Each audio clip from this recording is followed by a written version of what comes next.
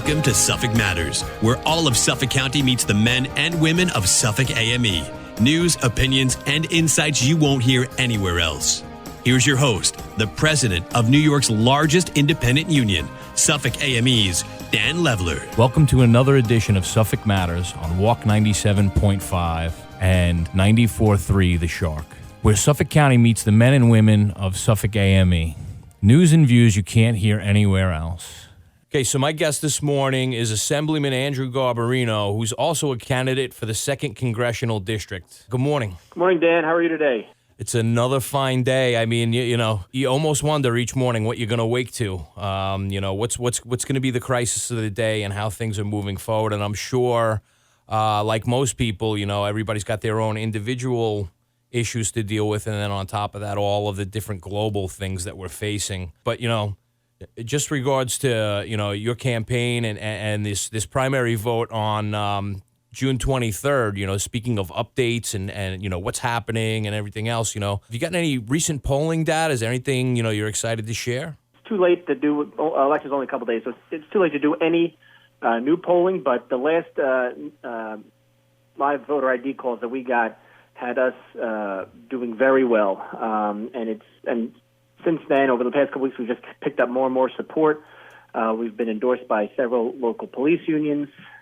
We've been endorsed by more and more elected officials have been doing video endorsements. It's just been going very well. We're very excited. Tuesday should be a very good day, and we're already looking towards November. That's awesome, man. Listen, you know, you're very well known in Suffolk for sure, but you know, how's it looking in Nassau? Nassau has been great. The Nassau team under Chairman Cairo and Congressman King, they have been nothing but helpful. Every single one of their elected officials has done a endorsement of me, video. They've all reached out to their local friends and family, all showing their support for me. They have been 100% behind me. I think not only are we going to win it in Suffolk County, we're going to win it in Nassau County on Tuesday. Oh, that's great. You know, and it's got to be good to know that Congressman King, you know, stepping out is saying, you know, this is the person I want to fill my shoes. I mean, that's got to matter a bunch. Well, you know, it matters in two ways. You know, one, every now and then, like you said, you wake up and you have all these different new problems on a new day or new issues. And I think to myself, am I crazy for getting into this? Like, can I handle this job? And then I go back and I say, you know what? Congressman King, he endorsed me. He thinks nobody knows better than him who can handle this job. And he's the type of guy that wouldn't endorse someone just to endorse him. He's the type of guy that's going to look at the candidates and say, this is the guy that can do the job. This is the guy that I can support. So that's a boost of confidence to me. But it's also, you know, in COVID time period, you know, you can't go door to door. There's no more Eagle Scouts. There's no more fire department dinners. There's no more chamber meetings. So you can't go to those things and make that personal connection with people. And that's for everybody. That's for every candidate. Sure. So having Congressman King, who's been there for 28 years, come out and endorse me, I've had people call or email or post on Facebook that, you know, they don't know much about me, but if Congressman King supports me, then I have their vote. So it's been great, you know, both personally and for the campaign. Well, it says a lot. You know, he's someone who's done a lot of things for our region. He's loved for the work that he's done. And I would imagine that that's exactly the case. You know, someone saying, you know, if you have this stamp of approval of the person I approve of, I'm giving you a shot. You know, if I've got to, you know, pick between two people maybe I know a little bit about, but I don't know as well as I know Congressman King. The one that Congressman King says, you know, is the person that's endorsed, which is you. I think that goes a long way. So absolutely. I mean, you know, it's you know, Dan, you and I known each other for a long time. Yeah. I'm very, you know, friendly and everything, but people don't get to see that, and you know, people trust Congressman King. Like you said, he's done a lot for the community. He's done a lot for individuals. And when he gets when you get his stamp of approval, it helps. You know, just like all the other. You know, Kate Murray, former Hempstead supervisor and current Hempstead town clerk, she did a letter for me to Levittown. Supervisor Angie Carpenter did a letter for me to West Islip and a couple areas that I've never represented before. Two mayors in Babylon, both Lindenhurst and Babylon Village, have both endorsed me. These are people that have been these are electeds who've been around, who've developed a lot of trust with their constituents because they've been doing constituent service, and now they're saying this is the right guy for the job. I'm supporting him. We need to support him. Yeah, and you touched on something there that I think really can't be ignored. When you say you're a friendly guy and you want to get in front of people and let them get a sense of who you are, but a lot of work gets done. Like it isn't all just yelling on the floor, so to speak. Getting some piece of legislation in front of you and on the record. You've got to make your stand, obviously, but a lot of getting things done is interpersonal skills and talking things through and understanding people's issues and understanding what can and can't be done, and then having conversations, getting that done. And the people that are most effective, they have that same quality that you have, that ability to connect with someone in a friendly, comfortable, calm way and get through complicated issues and get behind them and get them done. So there really is a lot to say. Just on personality. So I appreciate you saying that. I mean, and you're right. You can't. One thing I've learned in my 8 years in Albany is you can't be a bomb thrower. That doesn't get things accomplished. Some people might like to watch it, but at the end of the day, our number one job there is to help our constituents get things done for our districts, and you need to do that. You need to do that through discussions with the other side. You need to do that with discussions through, the governor's office. You need to do that with discussions through the different departments, whether it's Department of Transportation or Department of Health. And you can't do that as a bomb thrower. You have to do it, our job's not to make our lives better.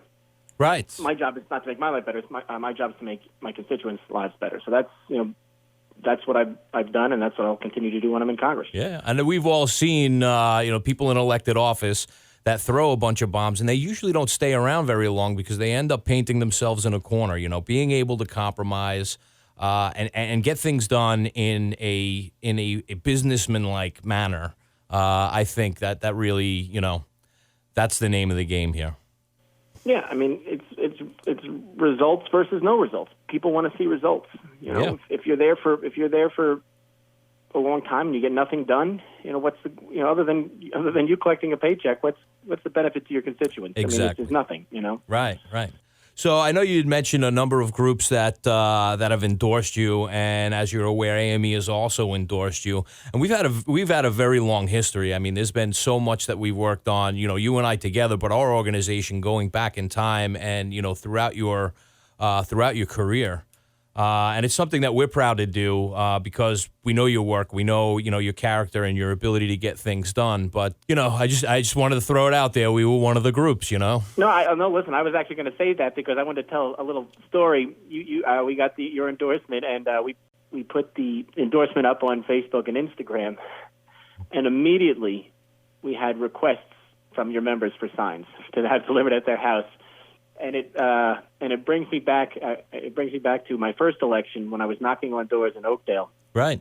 And I knocked on a woman's door, and I'm talking to her. She's like, "Well, I just want to know one thing. Has AME endorsed you? Because I'm not going to vote for you if they haven't endorsed you." So I just went, it made me laugh, and it's good. I mean, and it's your members, and that's a good thing because your members know that. The board fights for them to get the right thing, so they want to support the people that the board supports. And I couldn't be happier to carry the banner of having AME support, and I just want to thank you for that. Yeah. Labor unions are a community inside the community, right? So, and we have our issues. They generally focus on work-life issues, but they get into social justice and other factors. But it always, I think it always holds some weight to have when your labor union that literally focuses on these issues professionally at all times, vets a candidate and stands behind them. That's one of the reasons we make our endorsements public the way we do.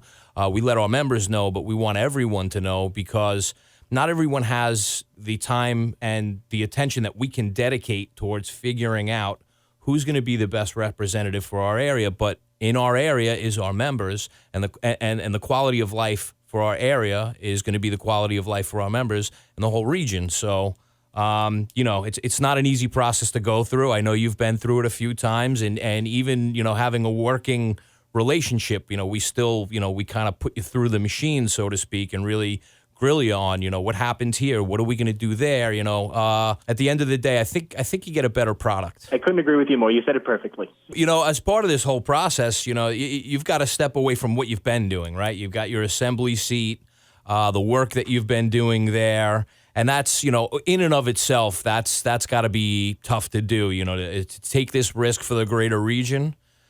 But on top of that, there's been a number of things that you've done as an assemblyman. What are some of the things that you're most proud of? And, I'll follow that up with, what are things that, you wish you had a little bit more time as an assemblyman to see, to have accomplished? Well, we first off, with COVID going on, it's been very strange. We have, session was cut short. We've only been up there for 2 weeks since this has started, one for COVID legislation, another one for anti-police legislation. Right. But, one thing that hasn't stopped is constituent service. Right. We talked about it last time, dealing with unemployment claims, dealing with different issues that people are having trouble, helping people with Empire State Development for businesses try to reopen. So that's still going. That is still going on. That's what my office is working on. That's what I'm working on. I'm on daily phone calls with different departments trying to get things done for constituents that have emailed and called for help. Right. Not to mention the daily calls that come in for county or town issues that we have nothing to do with. But, we don't just say, call this other person. We try to get them an answer. So that's still going on. And that's also probably one of my greatest achievements is the amount of constituent service we've been able to do since I was elected. It's something I like to hang my hat on. It started, I got elected when Sandy happened. I mean, yeah, before I was even sworn in January, I was helping people with, as a Assemblyman-elect, helping people with Department of Financial Services and Department of Health and with Sandy problems, Sandy claims. And I was doing that in December, and all the way through, whether it be with the opioid crisis or, school funding or any issue up till now, with unemployment. One of my greatest, I'll never forget, one of the greatest things that ever happened was we had on a Friday afternoon, I think I've told this story to you. It's one thing I'll never forget. On a Friday afternoon, we had a woman come in to the office. Her son was addicted to heroin, and she said he had just agreed to go into rehab. They had been trying to get him in. They'd been trying to get him in. He Right. agreed that day, but they couldn't find him a facility with a bed in it. Right. So as she was worried, she says, "Can you help me? Can you help me? Can you help me? I'm worried if we don't get him in the rehab today, he's not going to. He'll change his mind tomorrow." Right. So we were able to work with the state department, and we actually found him a facility that afternoon. That bed. It was a Friday. It was a Friday afternoon, and we were able to find a spot for him to get to. And she said, "You may have just saved my son's life." That's exactly it. With addiction, you get that narrow window to help correct the course of somebody's life, get them the means necessary to get off the substance that's, basically controlling their life. There isn't enough that can be said about efforts like that. And that's just an example of constituent services. But, I think you said it right also. You're not necessarily concerned about, okay, what is in my wheelhouse as assemblyman? It's what do people in my district need, and if I'm not directly responsible for that, I'll find the person for you and we'll get this done. Yeah, if I can't help them, who can? Right. No, that's true. That's what I think somebody wants to do is call 12 different elected officials to say, "Can you help me with this? I have this problem." Right. And it's not that hard. All the electeds work together. Yeah. Yeah, no, it's a necessary part of the process because that's going to happen on all different levels of government. People don't necessarily know exactly who to call about their issue, but if they get somebody that cares about their constituents, that person has all the resources available and can get the follow-up done and get the issue resolved. But you had asked the other question about what I wish I could have gotten accomplished. I've had, in 8 years, we've had a lot of time. I've worked on a lot of infrastructure projects, sewers, road construction, bridge construction. I think actually as a state assemblyman, I've taken them as far as I can because now a lot of them are at the phase where funding is needed. So it's not that I can't finish them as an assemblyman. I'm disappointed that they're not done yet. It's actually better that I'm going to Congress because I'm going to be able to bring back the federal dollars to fund these upgrades, to fund these infrastructure projects that we've been working so hard for. So we've gotten the road construction projects up to almost project ready. We've gotten the sewer projects up to almost project ready.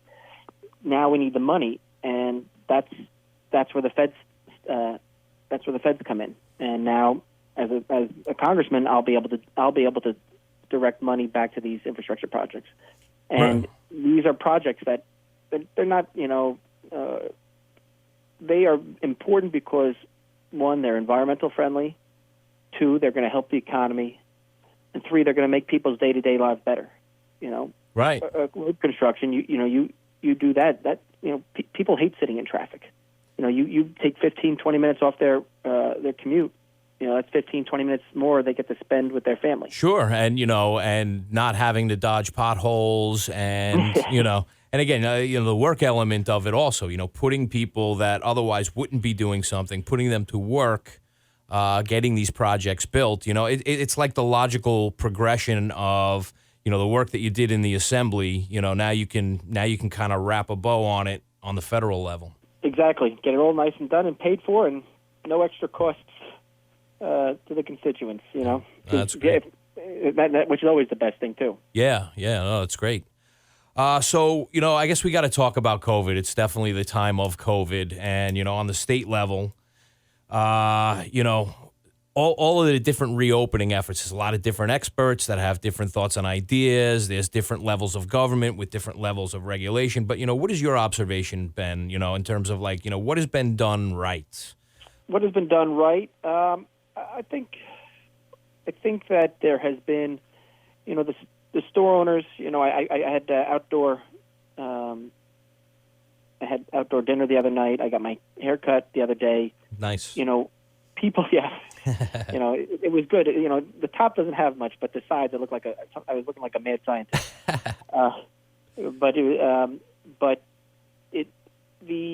The way the store owners, the way the restaurant owners have followed the guidelines, the way the local municipalities, the towns, and the villages have allowed for outdoor dining to help some of these restaurants who never had outdoor dining. Right. That was good. The state came down and said, all right, you can have outdoor seating.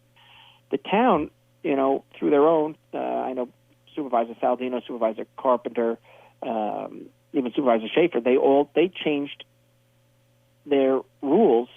So restaurants, and they gave free permits out, so restaurants could have outdoor seating where there usually isn't none, and where you usually have to get a special planning board permit for it. So watching those local governments step up, those supervisors and those town boards step up and create this, that was done right. That actually was government making a change to help people, to help their constituents. So that was done very well. There's certain things I wish were done quicker. And I mean, I know now, it's very, there's populations that are that don't handle it very well. We had the problem with the nursing homes. Sure. We're still looking as a member of the health committee.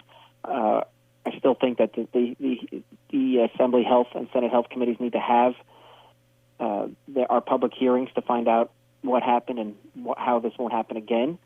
But we're waiting to see whether or not guidance is going to come out to finally let visitation. I know I've spoken to some of these nursing home administrators. Some of these people in nursing homes haven't seen their family or haven't even been able to leave their rooms in months. Yes.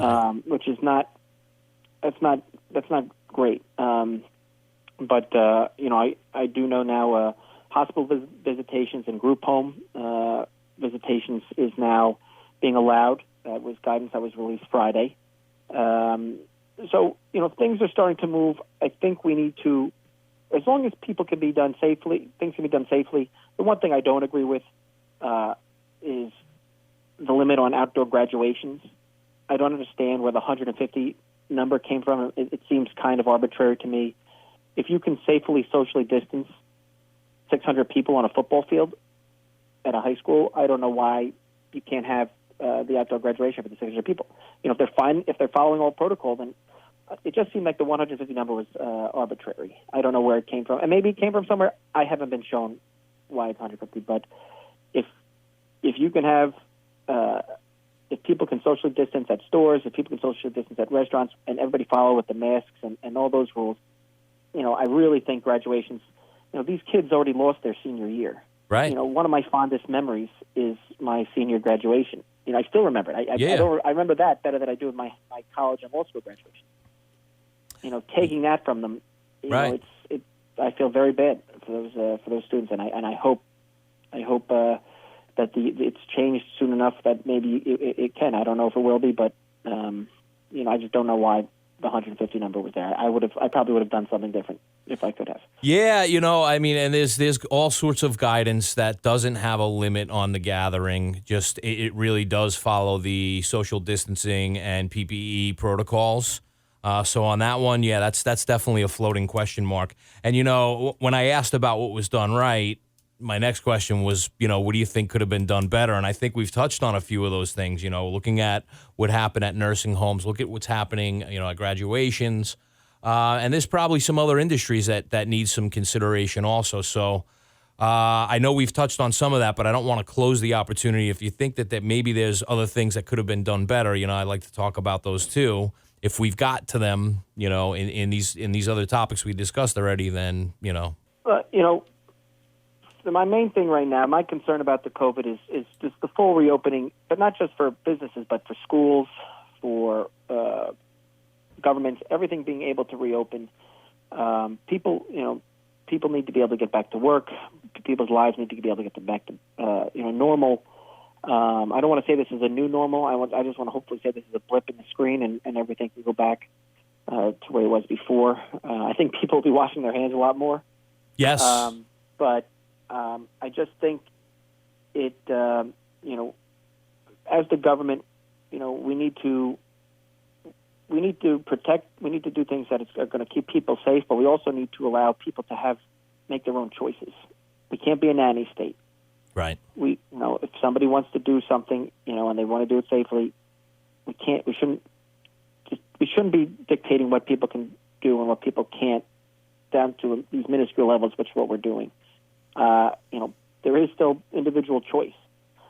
Just because you open up a bar or a restaurant, you're not forcing someone to go to that bar or restaurant. Right. You're still giving them the opportunity to make that choice, whether that's something they want to do.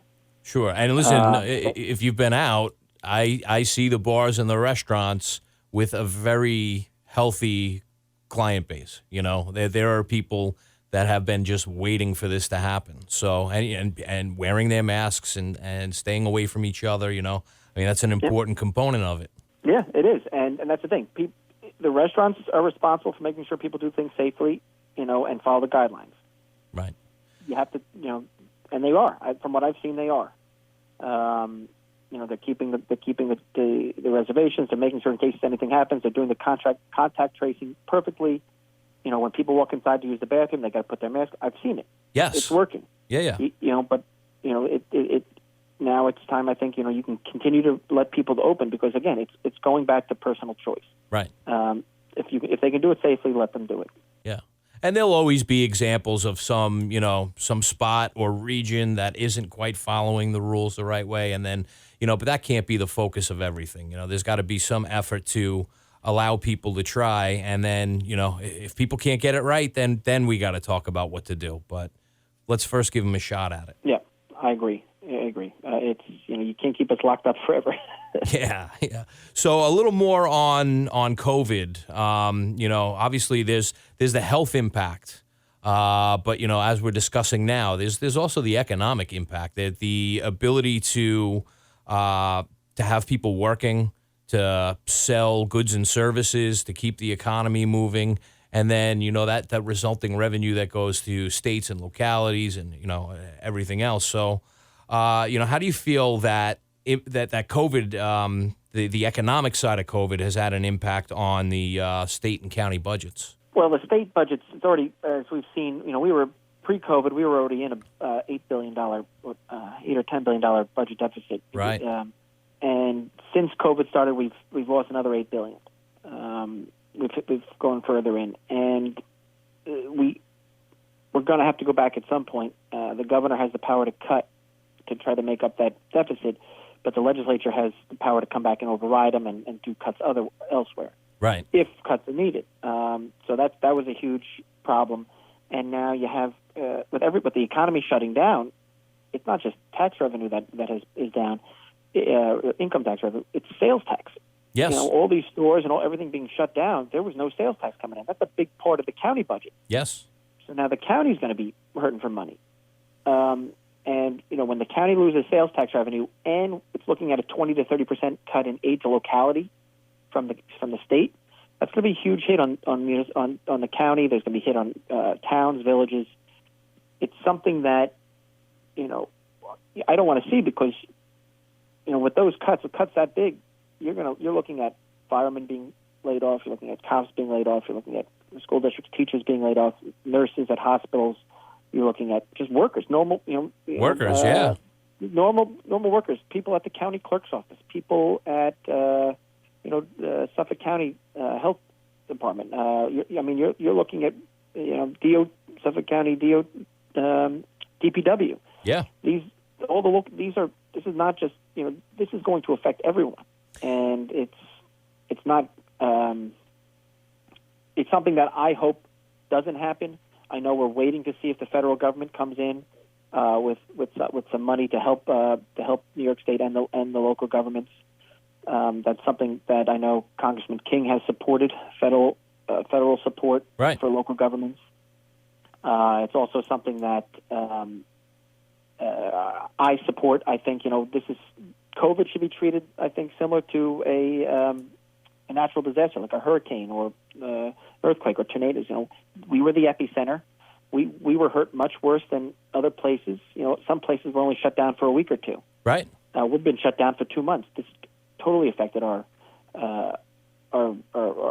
sales tax revenue, for the county. So, and through no fault of any business owner or any person here, it's just the way it was handled. It's the way the state shut everything down, and now the localities are going to face this huge budget deficit. So, I'd like to see the feds come in similar that they did for Louisiana, the Carolinas, when they have bad hurricanes and things get shut down. I'd like to see them come in and help us with some money. That would because that means my constituents are protected. Right. And again, this is something that obviously, when you talk about cuts, it's very much in our wheelhouse. Our members provide essential government services, and we don't want to see the services bought and paid for by the taxpayer be reduced. We don't want to see, losses in jobs and the resulting knowledge base that goes with that outflux. But, we definitely see this as a regional issue. This isn't just, what our workers face and what some other groups of workers face. This is really a regional issue because this is going to become quality of life for everyone. So this is something that we've really been focusing on and working with as many people as possible to make sure that we're providing the help that's necessary. We feel like, just as a concept, if there are certain elected officials from certain states that come forward and say, listen, I got 3 emails and 1 letter saying we need help with aid, and then someone from the New York region comes in with 600,000 letters, there's probably a better case to be made, not just on the numbers and the economic impact, but the fact that, the residents, the taxpayers are reaching out and saying, this is serious enough to us for us to reach out to you. Absolutely. And that's one thing that's always moved me is, you have, whenever you get that kind of outreach from residents, constituents, it always, it means more. People, you always hear the silent majority. You can't be the silent majority. If you want something fixing something, you need to let us know. You need to let electors know, legislators know. It's the only way to get things done. Yeah, I don't disagree. And listen, I really want to thank you. I know everything that's on your plate and how busy you've been keeping yourself. Again, especially Constituent Services, but dealing with the issues on the state level, keeping things going locally, and then on top of that, running this campaign for higher office so that you can, again, like the expression I used was put a bow on the work that you've been doing in the Assembly to see it realized for our area, get that infrastructure up and running. So, taking the time to talk with us today, share your thoughts, I really appreciate. Dan, I thank you so much for having me on. I really enjoyed talking to you. I mean, we talked about big issues today, but I also want to thank you for your support and AME's support in the past and now my race on Tuesday. We've always had a great working relationship. We always will. I have a special bond with AME, and it'll always be there. And I just want to thank you for everything. I just want to thank you for our friendship. And I look forward to speaking to you after our big victory on Tuesday. Absolutely. Okay, so thanks again. And to our listeners, we'll see you next week.